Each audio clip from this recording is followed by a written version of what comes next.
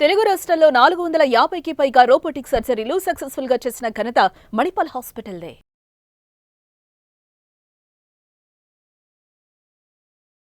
ఈ పర్టిక్యులర్ ఎపిసోడ్‌లో డయాబెటిస్ అనే జీవితాంతం ఉంటుందా? ఉండదా? అనేటువంటి అంశం గురించి చర్చించబోతున్నాం. మనం ఈ అంశాన్ని చర్చించబోయే ముందు అసలు ఎన్ని రకాలైనటువంటి డయాబెటిస్ ఉన్నాయని చెప్పి తెలుసుకోవాలి. ఎందుకంటే ఏ టైప్ ఆఫ్ డయాబెటిస్ విషయానికి వచ్చినట్లయితే ఆ టైప్ ఆఫ్ డయాబెటిస్ జీవితాంతం ఉంటుందా లేదా అని చెప్పి మాట్లాడుకోవాలి కాబట్టి. మనకి ముఖ్యంగా టైప్ 1, టైప్ 2 డయాబెటిస్ అనేటువంటి రకాలు ఉన్నాయి. ఇక మోడీ అనేటువంటి వెరైటీ ఆఫ్ డయాబెటిస్ కూడా ఉంది.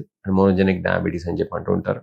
అదే కాకుండా మనకి సెకండరీ డయాబెటీస్, అలానే పోస్ట్ ట్రాన్స్ప్లాంట్ డయాబెటీస్, అట్లానే మనకి జెస్టేషన్ డయాబెటీస్ కూడా ఉన్నాయి. మనం టైప్ 1 డయాబెటీస్ విషయానికి వచ్చినట్లయితే కనుక యూజువల్గా టైప్ 1 డయాబెటీస్ వచ్చేసిందంటే అది జీవితాంతం ఉంటుంది. టైప్ 2 డయాబెటీస్ విషయానికి వచ్చినట్లయితే కనుక మనం డెఫినెట్గా దాన్ని రెమిషన్లోకి అంటే రివర్సల్లోకి తీసుకెళ్ళచ్చు. రివర్సల్లో తీసుకెళ్ళి ఎంత ప్రొలాంగ్డ్ పీరియడ్ ఆఫ్ టైం మనం ఆ ఎక్సర్సైజ్, డైట్ కంట్రోల్ లాంటివి పాటిస్తూ, స్మోకింగ్ లాంటి వాటికి దూరంగా ఉంటూ, సరైనటువంటి సమయాన్ని నిద్రపోతూ ఉంటే అంతకాలం పాటు మనం టైప్ 2 డయాబెటీస్ని మనం రెమిషన్లో ఉంచవచ్చు. అలానే ఎర్లీ స్టేజ్లో మనం కనుక కష్టపడినట్లయితే కనుక ఇది సరైనటువంటి ఆహారం, సరైనటువంటి వ్యాయామం, సరైనటువంటి నిద్ర విషయాల్లో అప్పుడు మనకి అంతకాలం టైప్ 2 డయాబెటీస్ని రెమిషన్లో ఉంచడం అనేది సాధ్యపడుతుంది. అది టైప్ 2 డయాబెటీస్ విషయానికి వచ్చినట్లయితే. ఇక మనం వేరే టైప్స్ ఆఫ్ డయాబెటీస్ తీసుకున్నట్లయితే కనుక మోనోజెనిక్ డయాబెటీస్ ఆఫ్ యంగ్ అని చెప్తాం.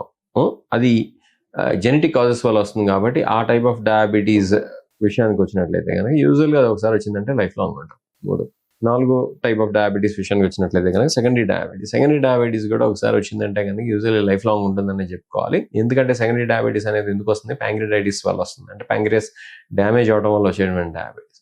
కాబట్టి అది వచ్చినా కూడా లైఫ్ లాంగ్ ఉండేటువంటి అవకాశం చాలా ఉంటుంది. నెక్స్ట్ విషయానికి వచ్చినట్లయితే కనుక మనకి జెస్టేషన్ డయాబెటీస్ ఉంది. జెస్టేషన్ డయాబెటీస్ వచ్చిందంటే ప్రెగ్నెన్సీలో వచ్చినటువంటి డయాబెటీస్ కాబట్టి అది ప్రెగ్నెన్సీ తర్వాత అయిపోతుంది. అంటే డెలివరీ తర్వాత ఆ డయాబెటీస్ అనేది తగ్గిపోతుంది. కాకపోతే మనకి ప్రతి సంవత్సరం స్క్రీనింగ్ చేసుకోవాలి, మన ఆహారపు నియమాలు పాటించాలి. ఎలాంటివి ఎక్సర్సైజ్ చేయటం, డైట్ కంట్రోల్ పాటించడం, ఇట్లా నియమాలు పాటిస్తేనే మనకి జెస్టేషన్ డయాబెటీస్ తర్వాత టైప్ 2 డయాబెటీస్ కాకుండా ఉంటుంది. అలా కాకుండా కనుక మీరు ఎట్లా పడితే అట్లా ఏది పడితే అది కనుక తింటా, ఎక్సర్సైజ్ చేయకుండా, డైట్ కంట్రోల్ పాటించకుండా, నిద్ర సరిగ్గా పోకుండా ఉన్నట్లయితే కనుక జెస్టేషన్ డయాబెటీస్ టైప్ 2 డయాబెటీస్ అయిపోయేటువంటి అవకాశం ఉంటుంది. కాబట్టి ఇట్లాంటి చిన్నపాటి జాగ్రత్తలు కనుక మీరు కనుక పాటించినట్లయితే తప్పకుండా మీరు సెకండరీ డయాబెటీస్ లాంటి వాటిని మనం ఎలాగూ ప్రివెంట్ చేసుకుంటాం అనేది కష్టం కాబట్టి, ఒకేసారి వచ్చిన తర్వాత దాన్ని రెమిషన్లో పంపించడం కష్టం కాబట్టి కనీసం జెస్టేషన్ డయాబెటీస్ లాంటి డయాబెటీస్లో అయినా సరే మనం ముందు మళ్ళీ టైప్ 2 డయాబెటీస్ కింద కన్వర్ట్ కాకుండా చూసుకోగలం.